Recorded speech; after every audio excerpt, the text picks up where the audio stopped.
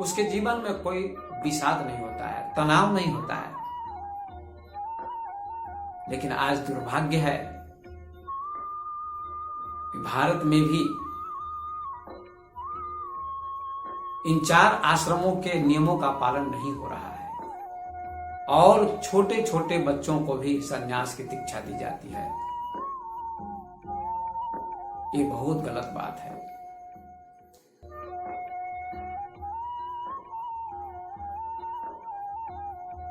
छोटे छोटे बच्चों को संन्यास की दीक्षा नहीं देनी चाहिए। इन आश्रमों के आधार पर तो किसी को भी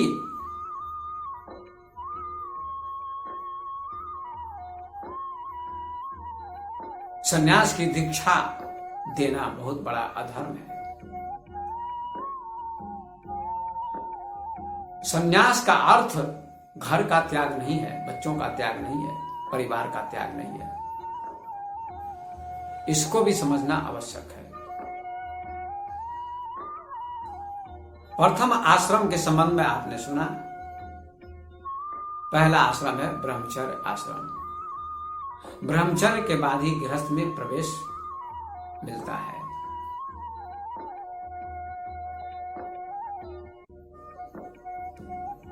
दूसरा आश्रम गृहस्थ आश्रम कहलाता है। 25 से 50 वर्ष के बीच की जो अवधि है उसको गृहस्थ आश्रम माना जाता है।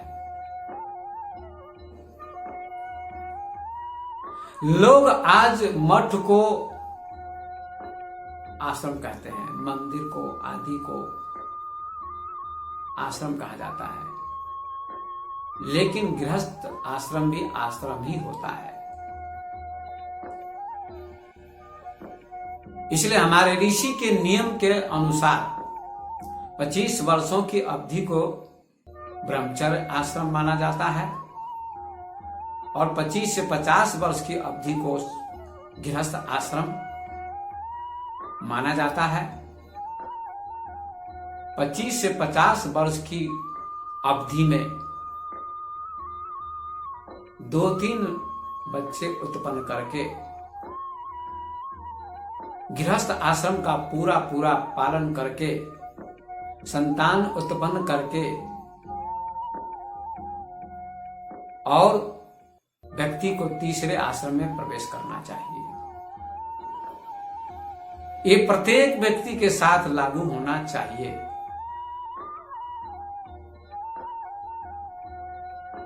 तीसरा आश्रम है वानप्रस्थ आश्रम।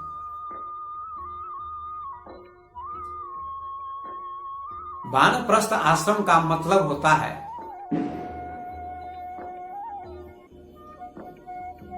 घर में रहते हुए, परिवार में रहते हुए, पत्नी के साथ रहते हुए सत्संग करना, ध्यान करना, योग करना।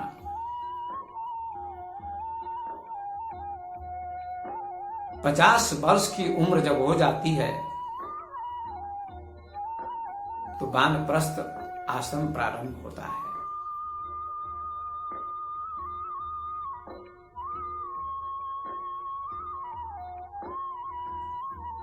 50 से 75 वर्ष की अवधि को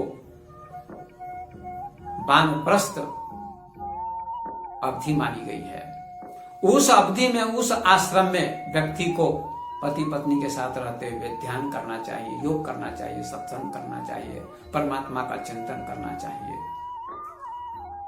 संसार की ओर पीठ हो और परमात्मा की ओर मुंह हो, ऐसी अवस्था का नाम वानप्रस्थ अवस्था है। ऐसे आश्रम का नाम वानप्रस्थ आश्रम है।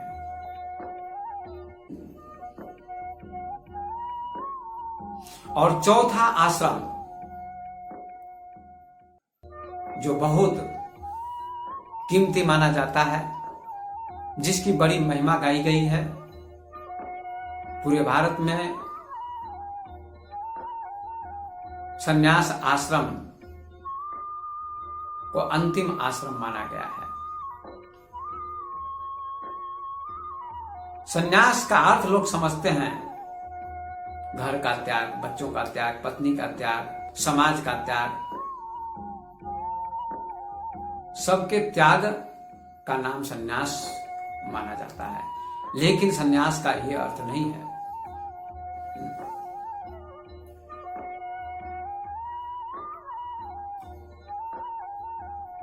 सन्यास का सम्यक अर्थ है सम्यक न्यास, अच्छा त्याग, सम्यक त्याग। यहां त्याग का अर्थ अहंकार का त्याग, क्रोध का त्याग, लोभ का त्याग, मोह का त्याग। इनका त्याग होना चाहिए, नहीं कि घर का त्याग होना चाहिए। किसी शास्त्र में सन्यास का अर्थ घर का त्याग नहीं है, बच्चों का त्याग नहीं है।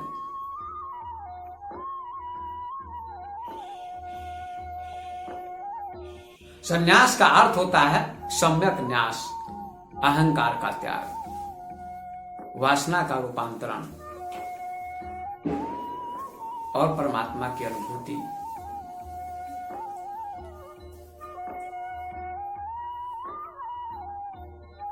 परमात्मा की जब अनुभूति हो जाती है तो अपने आप अहंकार मिट जाता है। इसलिए सन्यास का अर्थ घर का त्याग नहीं है। एक जगह स्वामी विवेकानंद ने भी बहुत सुंदर अर्थ किया है। ज्ञान युग में उन्होंने वर्णन किया है कि वेदांत चूड़ांत वैराग्य का उपदेश करता है, लेकिन वैराग्य का यह अर्थ नहीं है कि तुम बच्चों का त्याग कर दो, पत्नी का त्याग कर दो, घर का त्याग कर दो। उन्होंने वैराग्य का अर्थ किया है कि पत्नी को भी ब्रह्म रूप में देखो, बच्चे को भी ब्रह्म रूप में देखो, परिवार को भी ब्रह्म रूप में देखो, समस्त संसार को ब्रह्म रूप में देखो। तुम्हारी दृष्टि ब्रह्ममय होनी चाहिए। इसका अर्थ है वैराग्य।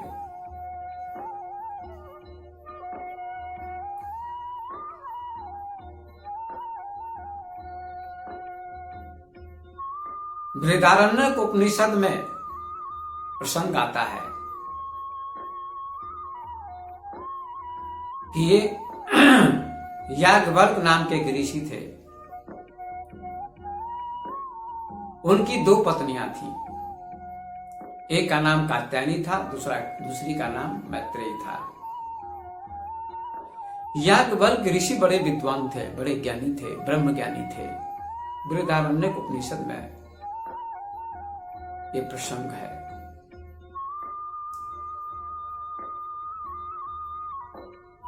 एक दिन उन्होंने दोनों पत्नियों को बुलाकर दोनों से कहा कि मैं अब गृहस्थ आश्रम से उब चुका हूं, अब मैं संन्यास लेना चाहता हूं।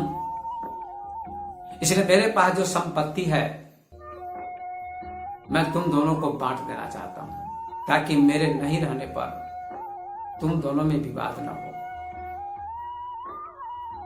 अब मैं जंगल की ओर जाना चाहता हूं, संन्यास लेना चाहता हूं। शंकराचार्य, जिन्होंने भाष्य किया है उपनिषदों पर, बृहदारण्यक उपनिषद पर भी उन्होंने भाष्य किया है, और उन्होंने ही लिखा है कि याज्ञवल्क्य कहते हैं दोनों पत्नियों से कि मैं अब संन्यास लेना चाहता हूं, गृहस्थ आश्रम से उठ चुका हूं, अब मेरी इच्छा जंगल में जाने की है। हमारे पास जो धन है, संपत्ति है, इसका हम बंटवारा कर देना चाहते हैं, ताकि मेरी अनुपस्थिति में दोनों में विवाद ना हो सके। लेकिन शंकराचार्य ने एक बात का स्पष्टीकरण नहीं किया है, एक बात पर पर्दा डाल दिया है। यद्यपि वे वेदांत के मर्मज्ञ थे, अद्वैत वेदांत के ज्ञाता थे, फिर भी इस बात पर उन्होंने पर्दा डाला है, छुपाने की कोशिश की है। उन्होंने भाष्य में लिखा है कि याज्ञवल्क्य दोनों पत्नियों से कहते हैं कि अब मैं संन्यास लेना चाहता हूं, अब जंगल में जाना चाहता हूं, घर का त्याग करना चाहता हूं, तुम्हारा त्याग करना चाहता हूं और परमात्मा का चिंतन करना चाहता हूं, समाधि में जाना चाहता हूं। लेकिन शंकराचार्य ने ये नहीं लिखा, ये नहीं कहा कि याज्ञवल्क्य ने स्त्री का सम्यक उपभोग किया, स्त्री का उन्होंने अनुभव किया, उन्होंने संभोग किया, गृहस्थ आश्रम का पूरा लाभ उठाया, संभोग की गहराई में उन्होंने प्रवेश किया था। जो संभोग की गहराई में प्रवेश करेगा उसी का मन उबेगा, वो समाधि की ओर जाना चाहेगा। इसलिए तो हमारे ऋषियों ने 4 आश्रमों का निर्माण किया, 4 आश्रमों की व्यवस्था की कि पहले ब्रह्मचर्य आश्रम में रहना चाहिए, ब्रह्मचर्य का पालन करना चाहिए 25 वर्षों तक। उसका ब्रह्मचर्य जब पकता है और उसके पश्चात जब विवाह करता है, गृहस्थ आश्रम में प्रवेश करता है, तो वह व्यक्ति संभोग की गहराई में जाता है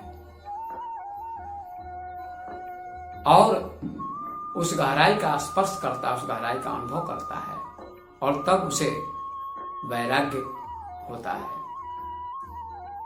कि अब मुझे समाधि में जाना चाहिए, अब मुझे संभोग से उठना चाहिए, इसी में लिप्त नहीं रहना चाहिए। इस बात की व्याख्या शंकराचार्य ने नहीं की।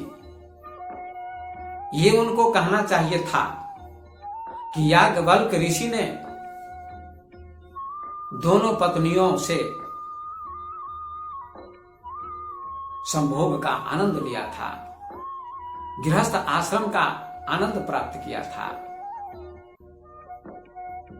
और उसके बाद उनको वैराग्य प्राप्त हुआ।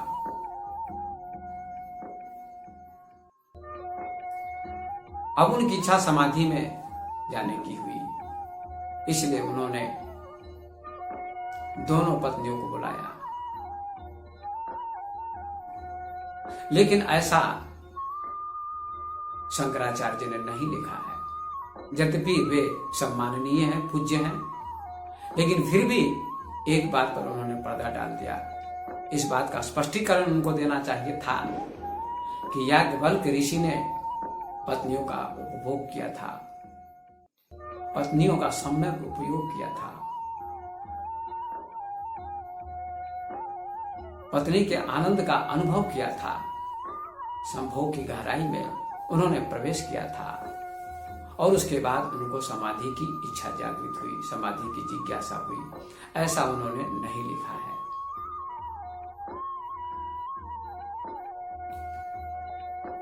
तो महर्षि याज्ञवल्क्य ने दोनों पत्नियों को बुलाया और कहा, मैं अब जा रहा हूं संन्यास लेने। ये प्रसंग आता है। तो एक पत्नी जो कात्यायनी जिसका नाम था, उसने कुछ नहीं कहा, कुछ नहीं बोली वो। दूसरी पत्नी बुद्धिमती थी, विदुषी थी, उसने तर्क किया कि आप कहां जा रहे हैं? कहा संन्यास लूंगा, तो मैं भी चलूंगी आपके साथ।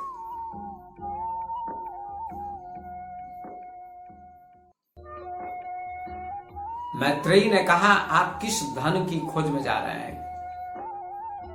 कहा, इस धन की खोज में नहीं, परम सत्य की खोज में। वही परम धन है जिसको सत्य कहा जाता है, परमात्मा कहा जाता है, उसकी खोज में मैं जाता हूं। मैत्रेयी कहती, मुझे भी लेते चलिए और उस संपदा के बारे में मुझे आप उपदेश कीजिए। तो याज्ञवल्क्य ऋषि ने कहा, मैत्रेयी तुम धन्यवाद की पात्रा हो, तुमने ऐसा प्रश्न किया।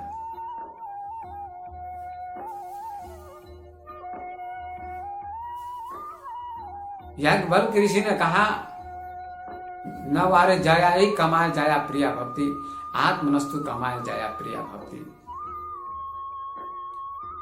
न वारे पति कमाए पति प्रियो भक्ति, आत्मनस्तु कमाए पति प्रियो भक्ति।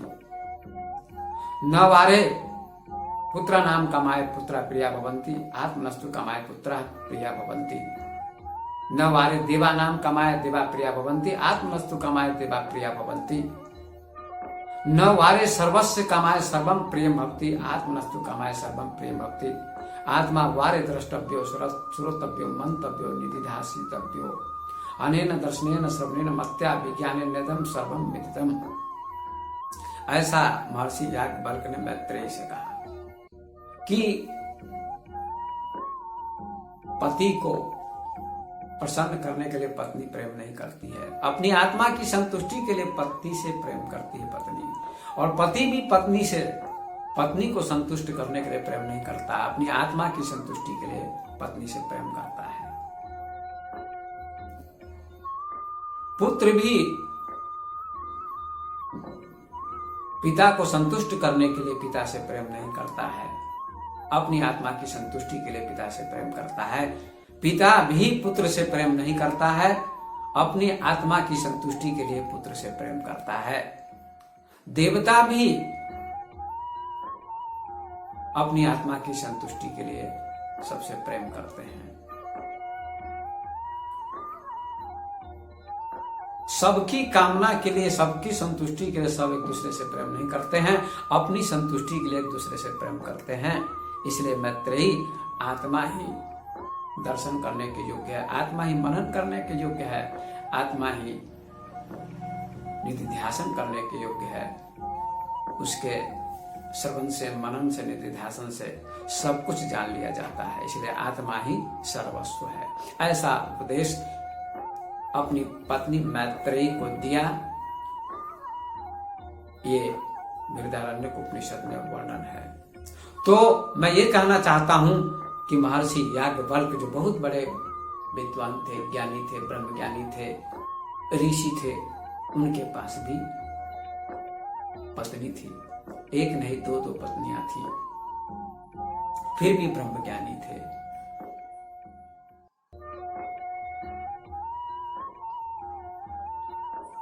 तो संन्यास का अर्थ होता है सम्यक न्यास, मोह का त्याग, क्रोध का त्याग, लोभ का त्याग, अहंकार का त्याग, इनका त्याग होना चाहिए। इसका अर्थ है संन्यास।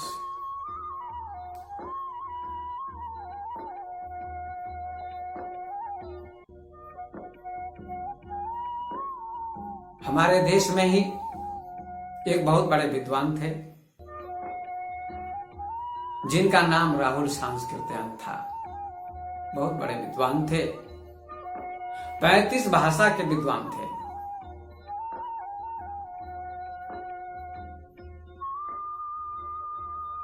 बचपन से मेधावी थे,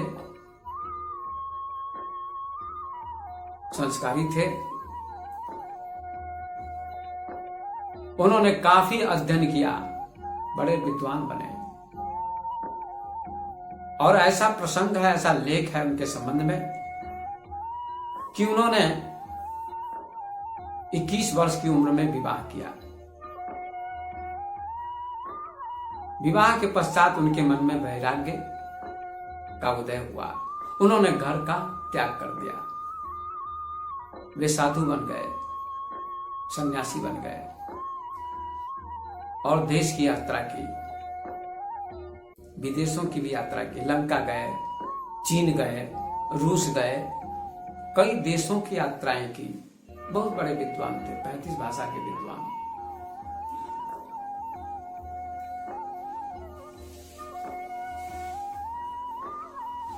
बहुत भिक्षुक बन गए, लेकिन इतने बड़े विद्वान होने के बाद भी, सन्यासी साधु होने के बाद भी उनकी वासना नहीं मिटी थी। यद्यपि उनका विवाह भी हुआ था, पत्नी थी, पत्नी का त्याग कर दिया था, घर का त्याग कर दिया था, परिवार का त्याग कर दिया था, गांव का त्याग कर दिया था, गहरा अध्ययन किया था, अनेक विषयों का ज्ञान था, 35 भाषा के विद्वान थे,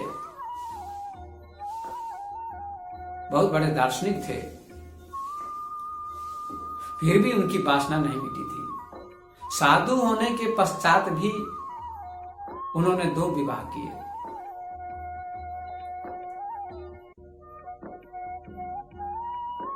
विचार करने योग्य बात है। साधु होने के बाद भी उन्होंने 2 विवाह किए और बच्चे पैदा किए। फिर भी आज भी भारत में उनका सम्मान है, उनकी प्रतिष्ठा है। पूरे भारत में, पूरे विश्व में उनका सम्मान होता है।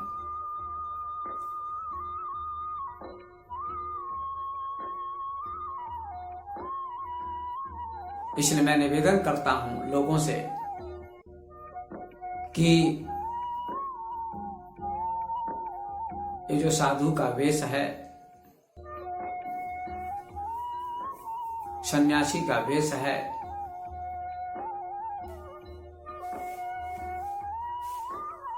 ये बहुत ही खतरनाक वेश है। लेकिन लोग पूजा करते हैं साधु वेश की, कि सन्यासी हो गया, साधु हो गया। लोगों का सम्मान है साधु के प्रति, लोगों की आस्था है साधु के प्रति, होनी चाहिए। लेकिन साधु का ये अर्थ नहीं है जिसने घर का ही त्याग कर दिया। इसकी व्याख्या मैं कभी करूंगा, आज समय का अभाव है। कि साधु किसे कहते हैं, साधु की क्या परिभाषा है, संत की क्या परिभाषा है, मुनि की क्या परिभाषा है, योगी की क्या परिभाषा है, सन्यासी की क्या परिभाषा है, महात्मा की क्या परिभाषा है। इन सब की चर्चा मैं एक दिन करूंगा। यही विषय होगा एक दिन।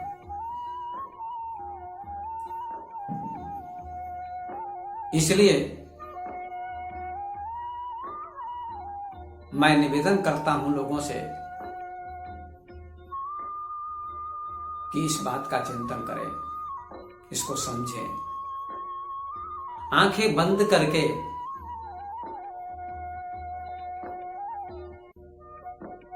साधु का जो सम्मान किया जाता है वह अंधविश्वास है। इसकी गहराई में जाने की जरूरत है। हमारे ही देश के बहुत बड़े दार्शनिक तथा बुद्ध पुरुष ओशो ने एक क्रांति की, एक नई बात की शुरुआत की। उन्होंने पुराने सन्यास का खंडन किया है।